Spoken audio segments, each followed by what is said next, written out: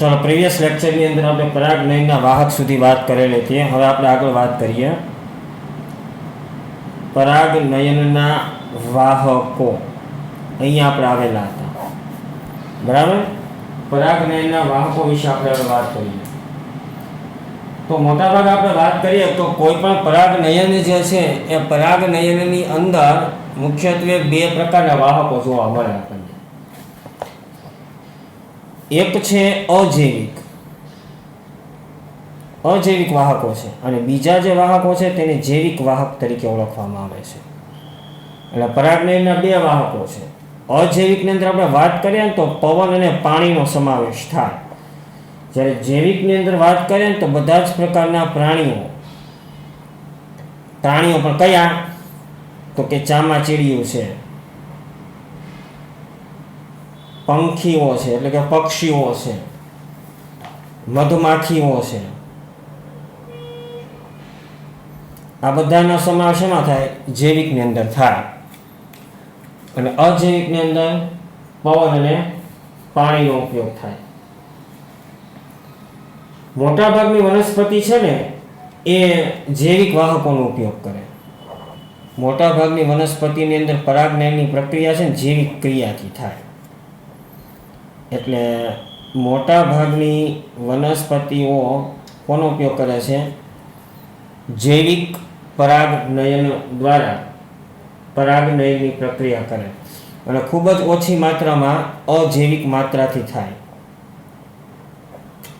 ખૂબ જ ઓછી માત્રા દ્વારા અજૈવિક પરાગનયનની પ્રક્રિયા થાય છે। હવે આપણે વાત કરીએ અજૈવિક પરાગનયન। पहला आपणे बात करी ली, आनी चर्चा आपणे करी लईए।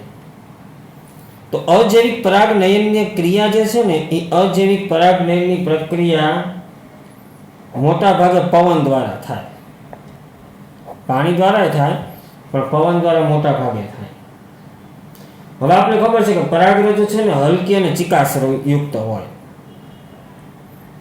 परागरज वजनमा केवी छे? हलकी छे अने केवी छे? चिकास रहित छे। चिकास रहित होवाना कारणे पवनना प्रवाहनी साथे सरलताथी स्थलांतरित थाय अने पवन साथे सरलताथी तेनुं वहन थई शके, एटले के स्थलांतरित थाय। स्थलांतरित थई शके सरलताथी, बराबर।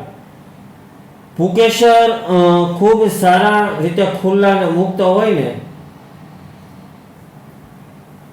आ क्रिया एटली सरलताथी थाय अने पुकेशर मोटा प्रमाणमां वात करे तो पुकेशर खूब ज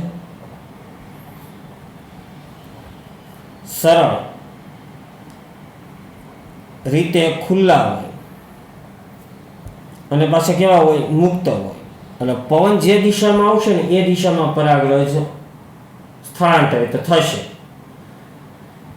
મોટા ભાગમાં આપણે વાત કરીએ ને તો પીછાયુક્ત પરાગાસન એ વાત પ્રવાહિતતા પરાગરજને સરળતાથી જકડી રાખે, એટલે કે પકડી રાખે। પીછાકાર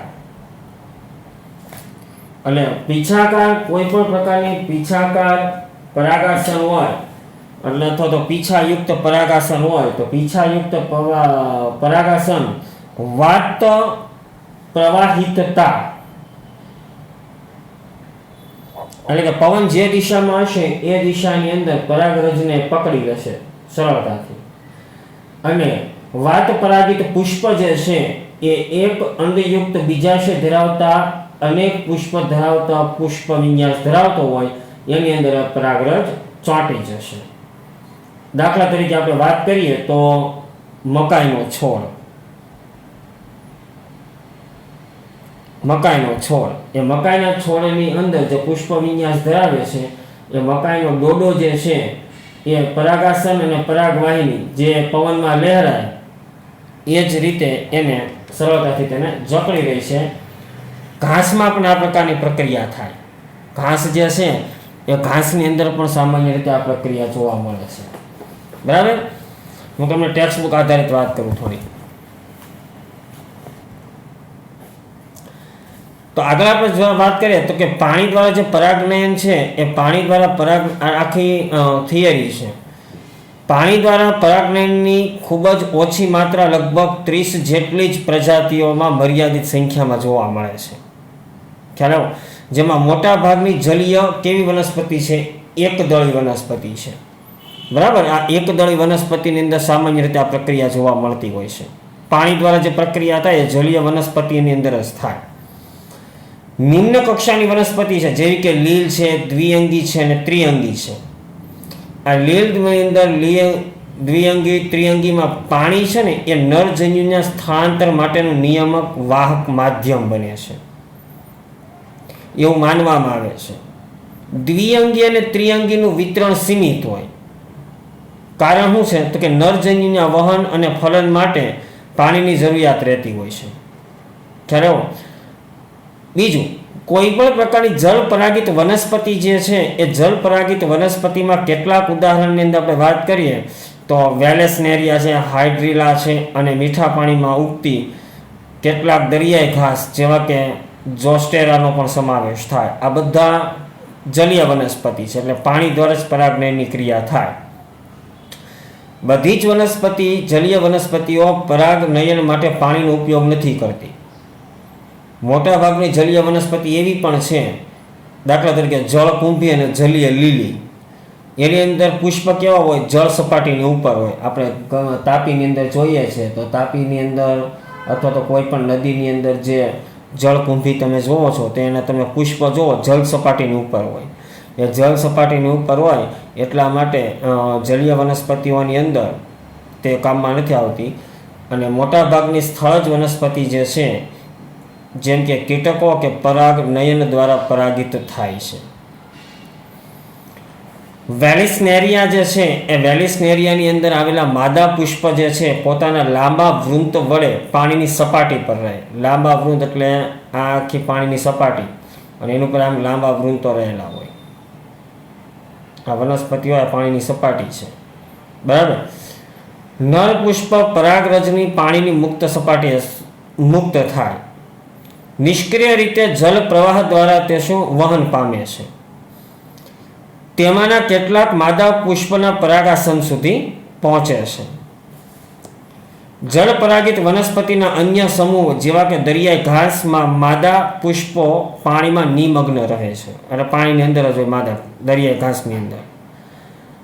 અને પરાગરજ પાણીની અંદર મુક્ત થાય. આવી જાતિમાં પરાગરજ લાંબી અને પટ્ટીમય હોય અને પાણીમાં નિષ્ક્રિય રીતે વહન પામે છે અને તેમાંની કેટલીક પરાગાસન સુધી પહોંચે છે. મોટા ભાગની જળ પરાગિત જાતિઓમાં પરાગરજ ભેજથી રક્ષણ માટે શ્લેષ્મથી આવરિત પણ જોવા મળે છે. તો આ પાણી દ્વારા થતું પરાગનયનની પ્રક્રિયા છે. 3 માર્ક્સની અંદર પૂછાય ત્યારે તમારે એટલો ટોપિક આટલો લખવો પડશે 3 માર્ક્સની અંદર. બરાબર. ઉપરનું તે પવન દ્વારા હતું અને નીચેનો જે પ્રશ્ન છે એ પાણી દ્વારા પરાગનયનની ક્રિયા છે. હવે આપણે આગળ વાત કરીએ.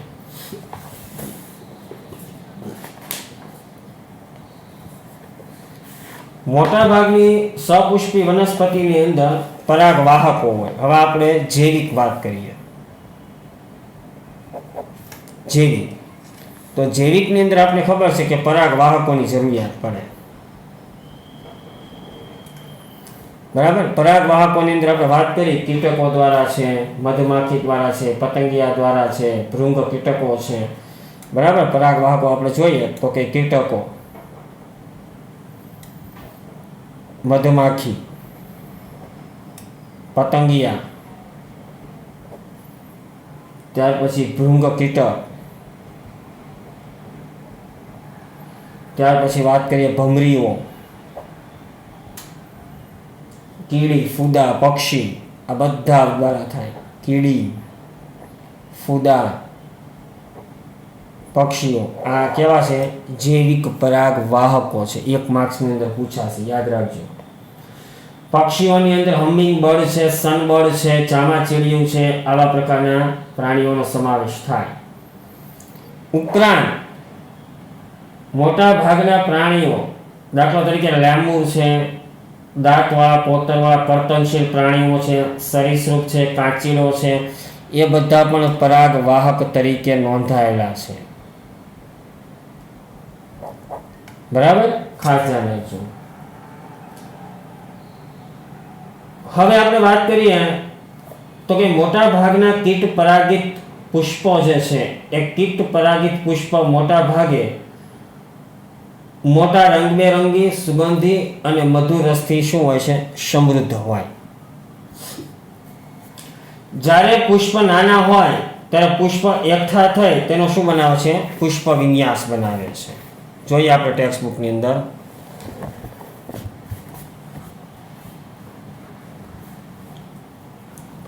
કે મોટા ભાગના કીટ પરાગિત પુષ્પો મોટા ભાગે મોટા રંગબેરંગી સુગંધ અને મધુર રસથી સમૃદ્ધ હોય છે.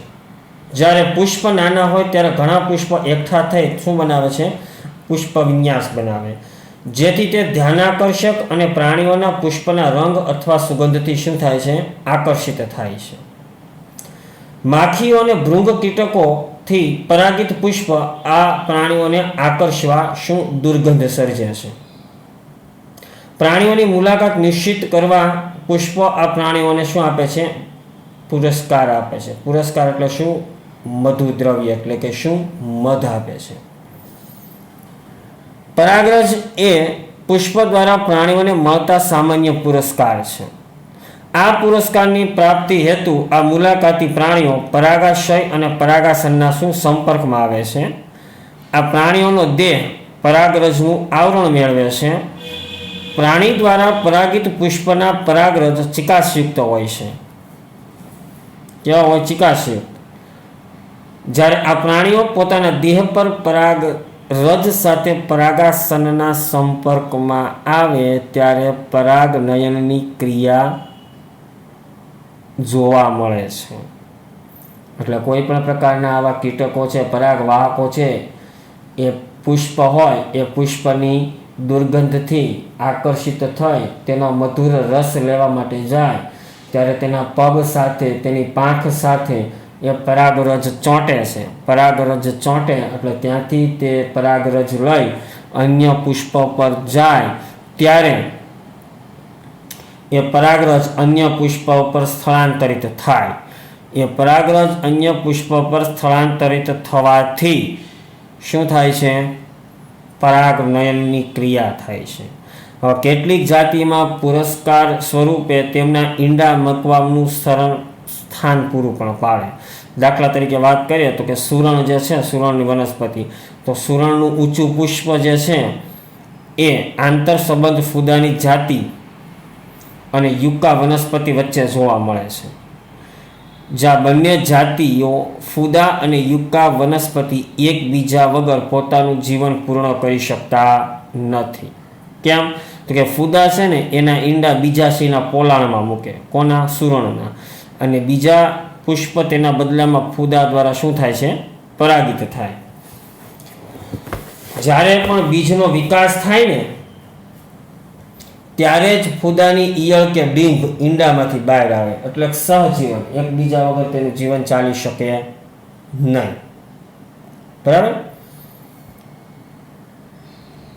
તમે શા માટે નીચે આપેલ વનસ્પતિઓના પુષ્પનું અવલોકન કરતા નથી? કાકડી છે, કેરી છે, પીંપળ છે, કોથમીર, પપૈયું, ડુંગળી, લોબિયા, કપાસ, તમાકુ, ગુલાબ, લીંબુ, નીલગીરી ને કેળા. તમે પ્રયત્ન કરો કે કયા પ્રાણીઓ તેમની મુલાકાત લે છે અને પરાગવાહકો છે કે નહીં. તમે ધીરજતાથી દિવસો સુધી એનું પુષ્પનું અવલોકન કરો. જુદા જુદા સમયે જાણવાનો પ્રયત્ન કરો. પુષ્પના લક્ષણો, મુલાકાત લેતા પ્રાણીઓનો કોઈ સહસંબંધ છે કે નહીં. બરાબર? તેનું કાળજીપૂર્વક અવલોકન કરીને તેનું શું બનાવવાનું છે? એક ચાર્ટ બનાવવાનો છે. ખ્યાલ આવી ગયો? આગળ બાહ્ય સંવર્ધન પ્રયુક્તિ કોને કહેવાય? 3 માર્ક્સમાં સવાલ પૂછાય. બાહ્ય સંવર્ધન પ્રયુક્તિ એટલે શું? તેનું વિવરણ કરો. તો કે મોટા ભાગની સપુષ્પી વનસ્પતિઓ છે ને દ્વિલિંગી પુષ્પ સર્જે. દ્વિલિંગી પુષ્પ એટલે કે જેમાં પુકેસર અને સ્ત્રીકેસર બંને સાથે હોય. તો એવા પુષ્પને શું કહેવાય? દ્વિલિંગી પુષ્પ તરીકે ઓળખવામાં આવે છે. પરાગરજ તે જ પુષ્પના પરાગાસન પર સંપર્કમાં આવવાનું પસંદ કરે છે. સતત સ્વપરાગનયન થાય અને અંતઃસંવર્ધન દબાણમાં પરિણમે તો સપુષ્પી વનસ્પતિઓ સ્વપરાગનયનને અવરોધવા અને પરપરાગનયનને ઉત્તેજવા માટે ઘણી પ્રયુક્તિ વિકસાવે છે. ઘણી વખત એવું થાય કે સતત ને સતત જો સ્વપરાગનયનની ક્રિયા થાય તો એ છોડ માટે હાનિકારક હોય. તો સતત ને સતત સ્વપરાગનયનને અટકાવવા માટે અને પરપરાગનયનને ઉત્તેજના આપવા માટે પુષ્પ છે ને ઘણા પ્રકારની પ્રયુક્તિ સર્જે. કેવી પ્રયુક્તિ? તો કે કેટલીક જાતિમાં પરાગરજની મુક્તિ અને પરાગાસનની ગ્રહણ ક્ષમતાનો તાલમેળ હોતો નથી. એટલે કે પરાગાસન પરાગરજને સ્વીકૃત કરવા માટે સક્ષમતા ન દાખવે. પુકેસર હોય, દ્વિલિંગી પુષ્પ હોય તો દ્વિલિંગી પુષ્પની અંદર શું થાય? તો કે પુકેસર ઘણી વખત સક્રિય થઈ જાય, પરિપક્વ થાય, પરંતુ સ્ત્રી કેસર પરિપક્વ ન થાય. એટલે એને ગ્રહણ ક્ષમતાનો તાલમેળ કહેવાય. જો બંને એક સાથે પરિપક્વ થાય તો પુકેસરમાંથી પરાગાશયમાંથી પરાગરજ મુક્ત થાય. પરાગરજ મુક્ત થાય એટલે સ્ત્રી કેસરના પરાગાસન એ પણ પરિપક્વ થઈ ગયું તો એના ઉપર તે પરાગરજ ચોંટે અને બીજનું નિર્માણ થાય. પણ ઘણી વનસ્પતિની અંદર ગ્રહણ ક્ષમતાનો તાલમેળ ન હોય. એટલે એવું થાય કે જો પરાગાસન ગ્રહણશીલ બને એ પહેલાં જ પરાગરજ મુક્ત થઈ ગઈ હોય, અથવા પરાગરજ મુક્ત થાય તેના ઘણા સમય પહેલાં પરાગાસન ગ્રહણશીલ થઈ ગયું હોય. તો બીજી કેટલીક જાતિમાં પરાગાશય અને પરાગાસન જુદા જુદા સ્થાને આવેલા હોય. એટલે પરાગાસન અહીંયા આવેલું હોય અને પરાગાશય અહીંયા આવેલું. હવે અહીંથી અહીંયા કઈ રીતે થાય? અથવા તો પરાગાસન અહીંયા હોય, પરાગાસન અહીંયા હોય અને પરાગાશય અહીંયા હોય. તો અહીંયાથી અહીંયા એટલે બંને વચ્ચેની ઊંચાઈમાં શું ભેદ જોવા મળતો હોય, જુદા જુદા સ્થાને આવેલા હોય. તેથી જ તે પુષ્પના પરાગાસનમાં સંપર્કમાં પરાગરજ ક્યારેય આવી શકતી નથી. આ બંને પ્રયુક્તિઓ સ્વફલનને શું કરે છે? અવરોધે છે. પરાગાસન ઊંચું હોય અને પરાગાશય નીચું હોય તોય અવરોધે, અથવા પરાગાશય નીચું હોય, પરાગાસન ઉપર હોય, પરાગાસન નીચે હોય, પરાગાશય ઉપર હોય તોય બંનેને સ્વફલનની પ્રક્રિયાને અવરોધે. આ બીજું માધ્યમ. ત્રીજી પ્રયુક્તિ કેવી છે? અંતઃસંવર્ધનને અટકાવે, જે સ્વ અસંગતતા કહેવાય. આ એક જનીની ક્રિયાવિધિ છે. સ્વપરાગને રોકી અવરોધી તે જ પુષ્પના અથવા તે જ વનસ્પતિના અન્ય પુષ્પ એટલે કે સ્ત્રી કેસરમાં પરાગરજનું અંકુરણ કે પરાગનલિકાના વિકાસને અવરોધે. હવે યાદ રાખો, સ્ત્રી કેસરના પરાગરજના અંકુરણ કે પરાગનલિકાને અવરોધે ને તો અંડકોને ફલિત થતા પણ અટકે, કારણ કે જન્યુઓ જે છે અંડક સુધી પહોંચે નહીં. સ્વપરાગનયનને અટકાવવા માટેની આ એક શું છે? પ્રયુક્તિ છે. એકલિંગી પુષ્પ ઉત્પન્ન કરવા જો નર અને માદા બંને પ્રકારના પુષ્પ એક જ વનસ્પતિ પર ઉગતા હોય, જેવી કે એક સદની વનસ્પતિ દિવેલા છે, મકાઈ છે, તો એની અંદર સ્વફલન અટકાવી શકાય છે, પરંતુ ગેટેનોગેમી અટકાવી શકાતી નથી. પપૈયા જેવી વનસ્પતિમાં નર પુષ્પ અને માદા પુષ્પ ભિન્ન છોડ પર સર્જાય છે, એટલે કે નર અને માદા અલગ અલગ હોય તો તેને શું કહેવાય? દ્વિસદની વનસ્પતિ કહેવાય. આવી પરિસ્થિતિમાં સ્વફલન અને ગેટેનોગેમી બંનેની ક્રિયાને શું કરે છે? અટકાવે છે. તો આ પ્રક્રિયા કઈ થઈ? બાહ્ય સંવર્ધન પ્રયુક્તિની પ્રક્રિયા થઈ. બાહ્ય સંવર્ધન પ્રક્રિયા મોટા ભાગે સ્વફલનની ક્રિયાને અટકાવવાનું, કે વારંવાર જો સ્વપરાગનયનની પ્રક્રિયા થાય તો વારંવાર પ્રક્રિયા છે ને પુષ્પ માટે કેવી સર્જે છે? હાનિકારકતા લાવે છે. અને હાનિકારક હોવાના કારણે એ પ્રક્રિયા જે છે એ પરપરાગનયનની ક્રિયાને ઉત્તેજના કરવા માટે અનેકવિધ પ્રયુક્તિઓનું શું કરે છે? સર્જન કરે છે. અનેકવિધ પ્રયુક્તિઓનું સર્જન કરી ત્યારબાદ આ પ્રક્રિયા જે છે એ પ્રક્રિયા આગળ વધી અને વનસ્પતિઓની અંદર પરાગાસન, પરાગનયન, પરાગાશય આ બધી જ પ્રયુક્તિને અનુસરીને વનસ્પતિ પ્રાપ્તિ કરવાની પ્રક્રિયા કરે છે. નેક્સ્ટ લેક્ચરની અંદર આપણે જોશું પરાગરજ સ્ત્રીકેશરની આંતરક્રિયા.